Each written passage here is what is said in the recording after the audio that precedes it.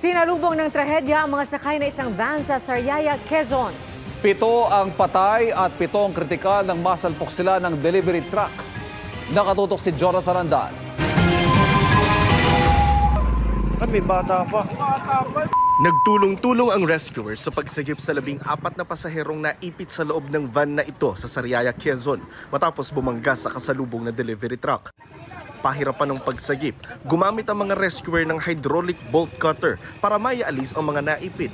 7 sa mga sakay ng van ang nasawi at 7 ibang sakay ang kritikal sa paggamutan. Sugatan din ang driver at pahinante ng delivery truck. Ayon sa pulisya, mag-aalas 6 ng umaga kanina nang sumalubong ang van sa linya ng delivery van na papunta sana sa Bicol kaya sumalpok. Wasak ang van sa tindi ng pagkakabangga. Posible umanong nakatulog ang driver ng van na pabalik sana sa Laguna at Bulacan. Patuloy ang investigasyon sa disgrasya at kasamang inaalam ng pulisya kung namamasada bilang kolorum ang van. Para sa GMA Integrated News, Jonathan Andal, nakatutok, 24 oras. Nauna nang sinabi ng NEDA na 64 na piso ang dapat na daily food budget para hindi masabing food poor ang isang individual. Sa panahon ngayon, hanggang saan nga ba aabot ang 64 pesos mo? Yan ang inalaam sa pagtutok ni Von Aquino. Sabi ng NEDA kung 64 pesos ang budget mo para sa pagkain kada araw, hindi ka pa maituturing na food poor. Ang tanong, kasya nga ba ang 64 pesos para sa 3 meals para sa isang tao kada araw? Nag-ikot kami sa Mega Q-Mart sa Quezon City para alamin ang presyo ng item sa sample menu na inilabas ng Philippine Statistics Authority. Sa almusal pa lang, aabot na sa 20 pesos and 50 centavos ang halaga ng scrambled egg at kape. Sa tanghalian, ubos na agad ang 64 peso budget dahil aabot sa 82 pesos ang munggo na may malunggay at dried dilis kasama ng isang panghimagas na saging. Ang pritong tilapia at ginisang gulay para sa hapunan, aabot na sa 68 pesos. Para sa merienda, 4 pesos to 22 pesos ang budget kung gusto mo ng isang pirasong pandesal at isang maliit na kamote. Sa kabuuan, naabot sa 174 pesos and 50 centavos ang lahat ng nasa menu ng PSA. Hindi pa kasama ang bigas na 52 pesos per kilo at iba pang ginagamit sa pagluluto tulad ng mantika, patis at asin na aabot sa 30 pesos. Tinanong namin ang mga mamimili kung mapagkakasya nila ang 64 pesos para sa isang tao para sa 3 meals kada araw. Kulang, almusal lang yun pag ikaw magluto. Sa merienda, kulang pa nga yun ho eh. Ang grupong Bayan Muna sinubukan ding bilhin ang nasa menu ng PSA gamit ang 64 pesos sa Commonwealth Market sa Quezon City. Ang nabili lang nila, munggo, asin, 2 pirasong saging, kamoteng kahoy at 1/4 kilo na bigas. Hinahamon ko sila, gusto nila silang mamili. Para mapatunayan po natin na kaya po nilang budgetin yung 64 pesos na sinasabi nila. Ayon sa isang ekonomista, dapat iakma sa inflation ang survey ukol sa halaga ng pagkain ng bawat Pilipino kada araw. Tingnan po natin ang nutritional requirements. Yun. Ano po ang sustansya ng mga kinakain at nabibili ng halagang 64 pesos kada araw. Mas mahalaga na makita natin, halimbawa, saka sa mga lugar po makita natin gaano ba kataas ang presyo? Kasi iba-iba ang inflation, iba-iba ang presyo kada lugar.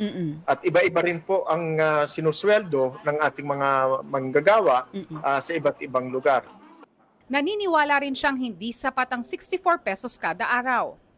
Ang panawagan ay magkaroon ng tama at mas makahulugan na survey kung ano ang pangangailangan ng mga mamamayan. Definitely po ang 64 pesos kada araw ay hindi po sapat. Ire-review na rin daw ng NEDA ang poverty threshold dahil mahigit 1 dekada na rin daw itong naset. Para sa GMA Integrated News, Von Aquino, nakatutok, 24 oras. Inaasahan ngayong bare months magsisimula ang epekto ng La Nina na posibleng magdala ng mas malalakas sa pagulan ayon sa Pag-asa.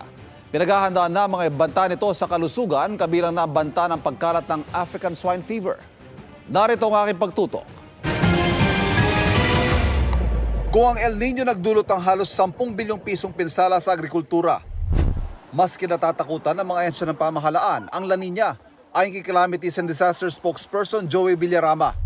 Ang focus po ngayon in terms of the agriculture sector is water management. Tinuturuan po ng mga farming methods sa mga magsasaka para kung sakaling mapuno ng tubig ang kanilang mga palayan, ang kanilang mga sakahan, matcha-channel nila yung tubig na yon para hindi po malunod yung ating mga pananim.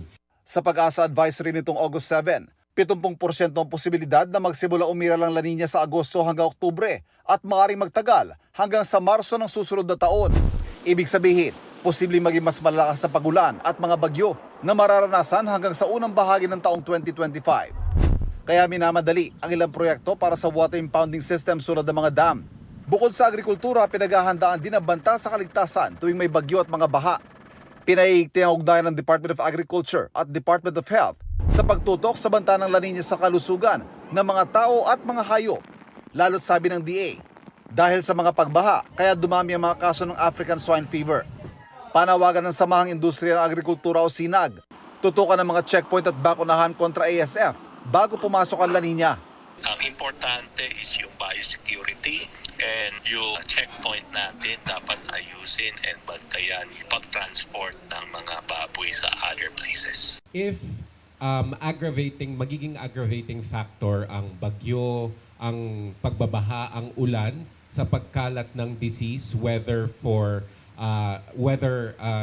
sa livestock, sa mga hayop o sa mga tao, definitely pag-uusapan yan. Sa Dam and Flood Conference kamakailan, nagkasundo mga ahensya na paigtingin ng early warning systems, ang paggamit ng communication channel sa pagpapakawala ng tubig ng mga dam, at ang mas aktibong papel ng mga LGU sa pagpapalaganap ng impormasyon.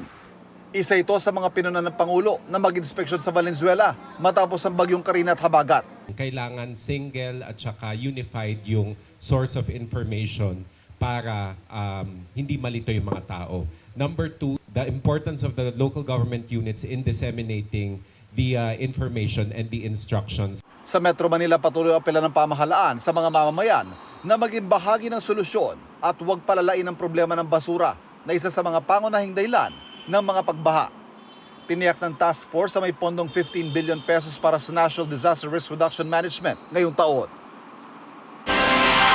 Dagsang blood donor sa ika-28 taon ng Sagip Dugtong Buhay Bloodletting event ng GMA Kapuso Foundation at Philippine Red Cross kahapon. Kasama sa mga nag-donate si AFP Chief of Staff General Romeo Browner Jr. Narito ang aking pagtutok. 20 years and counting na ang Sagip Dugtong Buhay, ang taunang bloodletting event ng GMA Kapuso Foundation at Philippine National Red Cross. Layo nitong makalikom ng maraming blood bags para makatulong sa mga taong kailangang masalina ng dugo. Natataon din ito sa birthday ng Ambassador and Special Advisor for GMA Kapuso Foundation at 24 oras anchor na si Mel Tiangco. Siya raw kasi mismo nangailangan dati ng dugo. Na-heart attack ako nung mga panahong yun eh. So, I needed blood very badly. Ganito pala kahalaga ang dugo sa isang tao. And what better time to hold a bloodletting project, no, than on your birthday? Bakit? Aba, nakalampas ka na naman ng isang taon. Kasamang nag-donate ng dugo ang Kapuso fans, pulis at sundalo sa pangunguna ni Armed Forces of the Philippines Chief of Staff General Romeo Browner Jr. Nag-donate din ang AFP ng 4 million pesos para makatulong sa mga nasalanta ng Bagyong Karina. Tinanggap ito ni GMA Kapuso Foundation Executive Vice President and Chief Operating Officer Ricky Escudero Katibog. Literal po na galing sa ating mga sundalo ito because this came from the subsistence allowance ng ating mga sundalo. At para maging mas enjoyable pa ang charity event, nagpakilig ang ilang Kapuso artists tulad ng Sparkle P-Pop group na Cloud7.